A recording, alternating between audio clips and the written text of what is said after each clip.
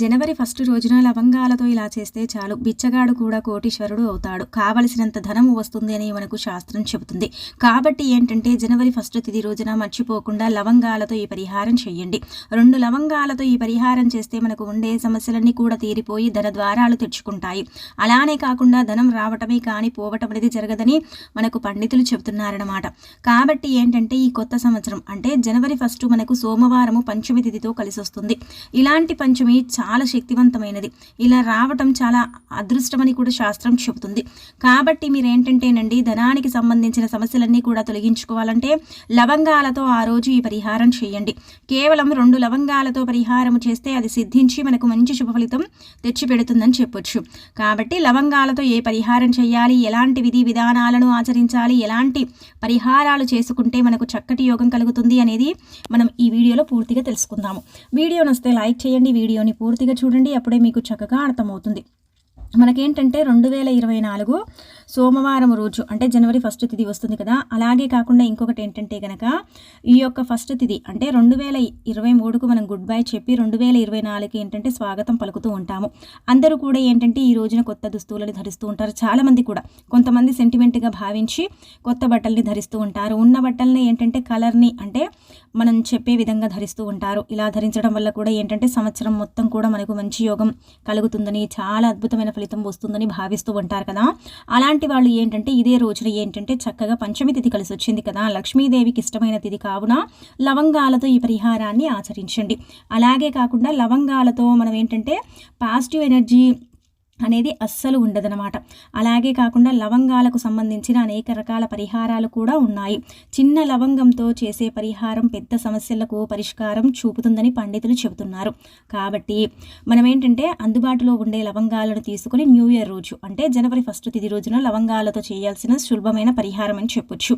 ఈ లవంగాల పరిహారం ఏంటంటే కనుకనండి ధనానికి సంబంధించిన సమస్యను తీర్చేయటానికి, ధనము నుంచి అంటే ధన సమస్య నుంచి మనం బయటపడటానికి, అనేక రకాలుగా కూడా మనకు ఉండే ఇబ్బందులను తొలగించుకోవడానికి ఉపయోగపడే పరిహారం అని చెప్పొచ్చు.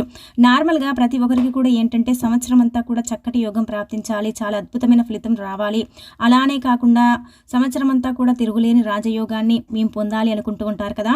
అలాంటి వాళ్ళు ఏంటంటే కనుక 1 తిథి రోజున మీరు ఏదైనా ముఖ్యమైన పని కోసం వెళ్ళేటప్పుడు కానీ, బయటికి వెళ్ళేటప్పుడు కానీ ఒక లవంగాన్ని నోట్లో వేసుకుని బయటికి వెళ్ళండి. అలా కనుక వెళితే మీకు చక్కటి యోగం అనేది ప్రాప్తిస్తుందన్నమాట. అలాగే కాకుండా ఏంటంటేనండి మనం వెళ్ళిన పని కూడా పూర్తవుతుంది. అలానే కాకుండా మనం దేనికోసం బయటికి వెళ్ళినా, లేదంటే ఏ కార్యక్రమం కోసం అయినా సరే మనం బయటికి వెళితే ఖచ్చితంగా ఒక లవంగాన్ని నోట్లో వేసుకొని వెళితే ఏమవుతుందంటే కనుక చక్కగా లక్ష్మీదేవి అనుగ్రహం కలుగుతుంది.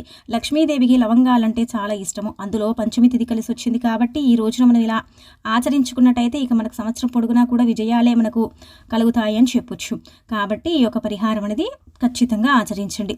ఇక ఆ తర్వాత వచ్చేసి ఏంటంటే కనుకనండి లక్ష్మీదేవికి ఎంతో ఇష్టకరమైన ఈ లవంగాలతో మనం ఏం చేయాలంటే కనుక ఈ రోజున ఉదయాన్నే లేచి శుచిగా స్నాన కార్యక్రమాలు చేసుకొని చక్కగా ఉతికిన బట్టల్ని కానీ, లేదంటే మనం తెచ్చుకున్న బట్టల్లో నుంచే మనం ఏంటంటేనండి గుర్తుపెట్టుకోండి ఆకుపచ్చ రంగు కానీ, లేదంటే నార్మల్గా వచ్చేసి ఏంటంటే ఆరెంజ్ కానీ మనము అంటే ఎల్లో కలర్ బట్టల్ని కానీ ధరించాలి. టీషర్ట్స్ అయినా సరే, శారీస్ అయినా సరే, షర్ట్స్ అయినా సరే, ఏవైనా సరే ఈ రంగులో ఉండేలాగా చూసుకుంటే సంవత్సరం పొడుగునా కూడా మంచి యోగం ప్రాప్తిస్తుందన్నమాట. ఇక ఆ తర్వాత ఏంటంటే మనం ఇంట్లో లక్ష్మీదేవి పటం ముందు చక్కగా ఏంటంటే గుర్తుపెట్టుకోండి మనం ఏంటంటే కనుక చక్కగా ఒక ఎరుపు రంగు వస్త్రం కానీ, లేదంటే పసుపు రంగు వస్త్రం కానీ, తెలుపు రంగు వస్త్రం కానీ ఈ 3 రంగుల్లో ఉండే ఒక వస్త్రాన్ని మీరు ఖచ్చితంగా తీసుకోండి. ఈ రోజు కనుక మీరు పంచమి తిథితో ప్రారంభమయ్యే 1 తిథి రోజున ఈ పరిహారం చేస్తే సంవత్సరము మొత్తం కూడా మీకు రాజయోగం కలుగుతుంది. లవంగాలే కదా అనుకుంటాం కానీ లవంగాలతో చేసే పరిహారము ఖచ్చితంగా సిద్ధించి మంచి శుభ ఫలితాన్ని తెచ్చి మన జీవితాన్ని మారుస్తుందని శాస్త్రం చెబుతుందన్నమాట. శాస్త్రాల ప్రకారము లవంగాలకు చాలా ప్రాధాన్యత ఇస్తారు. లవంగాలు అంటే పరిహార పరంగా చాలా బాగా పనిచేస్తాయి. ఈ రోజున మీరు దీపం పెడతారు కదా, ఈ దీపంలో ఖచ్చితంగా ఒక లవంగాన్ని వేసి దీపం పెట్టండి. ఆ తర్వాత పరిహారం కోసం ఏంటంటే 7 లవంగాలను తీసుకోండి. లెక్క పెట్టేసి 7 లవంగాలను చక్కగా పువ్వుండే లవంగాలను తీసుకోవాలి. వస్త్రం తీసుకోవాలని చెప్పాం కదా, ఆ వస్త్రాన్ని తీసుకోండి. కాస్త పచ్చకర్పూరం తీసుకోండి. ఆ తర్వాత కుంకుమ, పసుపు అలాగే కాకుండా కొన్ని అక్షంతలు, గంధము ఇవన్నీ కూడా తీసుకోవాలన్నమాట. ఇలా తీసేసుకొని ఇవన్నీ కూడా మనం చక్కగా పక్కన పెట్టుకోవాలి. 7 లవంగాలతో పాటు 7 యాలకాయలు కూడా తీసుకోండి.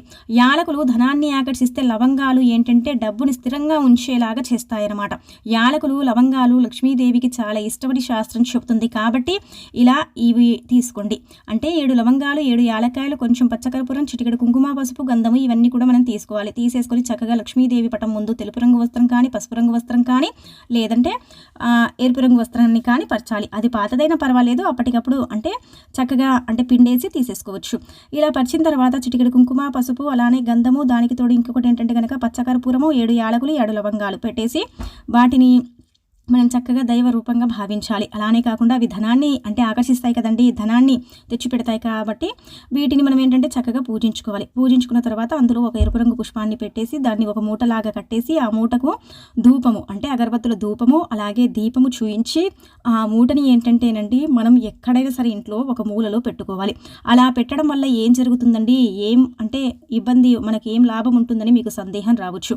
గుర్తుపెట్టుకోండి, ధన రాబడి విపరీతంగా పెరగటానికి, అలాగే కాకుండా 4 వైపుల నుంచి కూడా ధనం రావటానికి, దానికి తోడు ఇంకొకటి ఏంటంటే గనక ఒక్కొక్కసారి మన కుటుంబంలో ఎవరో ఒకరు అనారోగ్య బారిన పడి ఇలా మనకేంటంటే చాలా ఇబ్బంది కలుగుతుంది కదా, దిష్టి తగిలినప్పుడు కానీ అనారోగ్య సమస్యలు ఇలా వస్తూ ఉంటాయి కదండి. అలాంటి వాటి నుంచి మనం బయటపడటానికి కూడా ఈ మూట మనకు పనిచేస్తుంది. యాలకులు, లవంగాలు ఏంటంటే ధనాన్ని ఆకర్షిస్తాయి, చెడుని తీసేస్తాయి. అలాగే కాకుండా ఇంట్లో ఏదో ఒక రూపంలో మనం పెట్టుకుంటాం కదా ఏదో ఒక దగ్గర, అలా పెట్టడం వల్ల ఏంటంటే మనకు మంచి శుభ ఫలితం వస్తుందని శాస్త్రం చెబుతుందన్నమాట. కాబట్టి ఏంటంటే చక్కగా అండి ఇలా పెట్టుకోండి.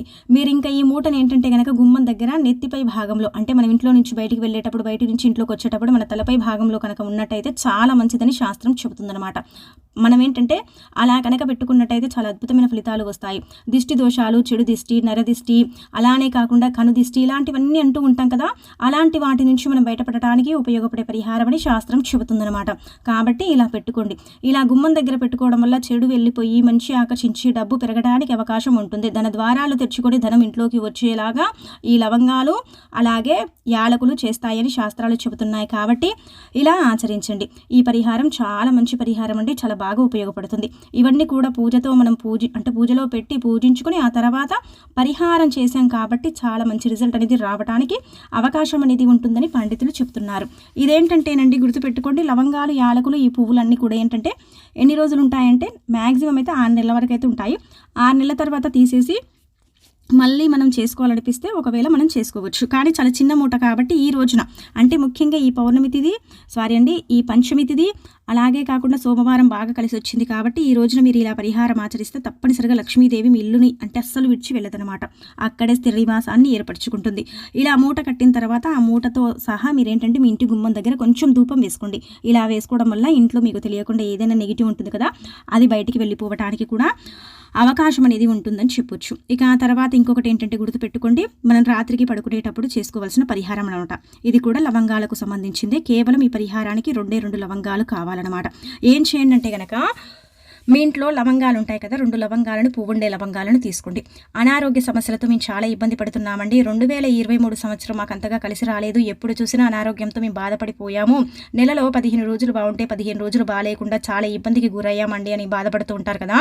అలాంటి వాళ్ళు ఏం చేయండి అంటే కనుక ఈ యొక్క న్యూ ఇయర్ రోజు అంటే ఈ యొక్క ఫస్ట్ తిథి రోజు అంటే సోమవారం పంచమి తిథి కదా, ఈ తిథి రోజు ఏంటంటే రాత్రికి మీరు పడుకునేటప్పుడు ఈ పరిహారం చేయండి. గుర్తుపెట్టుకోండి, తెల్లవారేసరికి అద్భుతాన్ని చూసేసి మీరు ఆశ్చర్యపోతారు. రాత్రి ఒక అద్భుతం జరుగుతుందని శాస్త్రం చెబుతుందన్నమాట. శాస్త్రాల ప్రకారం ఈ పరిహారం చాలా శక్తివంతమైన పరిహారం కాబట్టి రాత్రి సమయాలలో మాత్రమే చేయాలి. ఎందుకంటే ఉదయం కంటే కూడా రాత్రి సమయాలలోనే కదా మన దగ్గరికి ఎక్కువగా చెడు వస్తుంది. అది రావటం వల్లనే ఏంటంటే మనకు చాలా వరకు కూడా అనారోగ్య సమస్యలు వస్తూ ఉంటాయని పురాణాలు చెబుతున్నాయి. ఇలా మనకు ఏదైనా సరే గారి రూపంలో వచ్చి తాకినా, లేదంటే మనమంటే గిట్టని వారు మనపై ఏదైనా చెడు ప్రయోగం చేసినా, మనకు ఆరోగ్యం సహకరించకపోయినా ఇలాంటి ఇబ్బందులు వస్తూ ఉంటాయన్నమాట. అలాంటి వాటి నుంచి మనం బయటపడాలంటే ఈ పరిహారం ఖచ్చితంగా ఆచరించాలి. గుర్తుపెట్టుకోండి, ఇది ఎవరైనా చేయొచ్చు.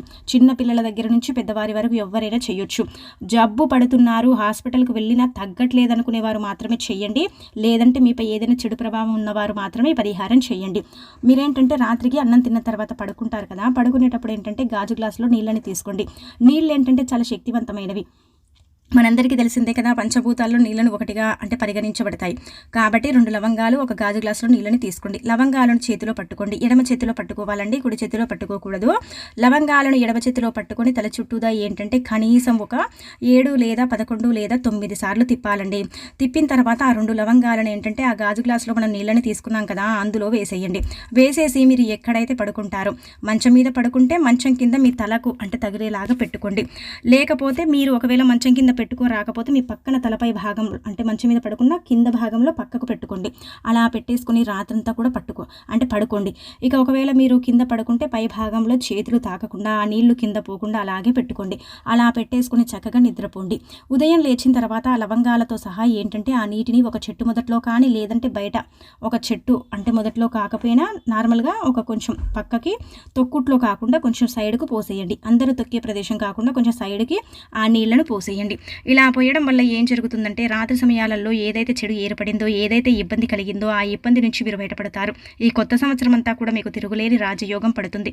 అలానే కాకుండా అదృష్ట ద్వారాలు తెచ్చుకుంటాయి. మీపై ఉండే ఎంతో కొంత అనారోగ్య సమస్య అనేది తీరిపోతుంది. మీలో చెడు ఉంటే అది కూడా వెళ్ళిపోవటానికి అవకాశం అనేది ఉంటుందని మనకు శాస్త్రాలు చెబుతున్నాయి. కాబట్టి ఇలా ఆచరించండి.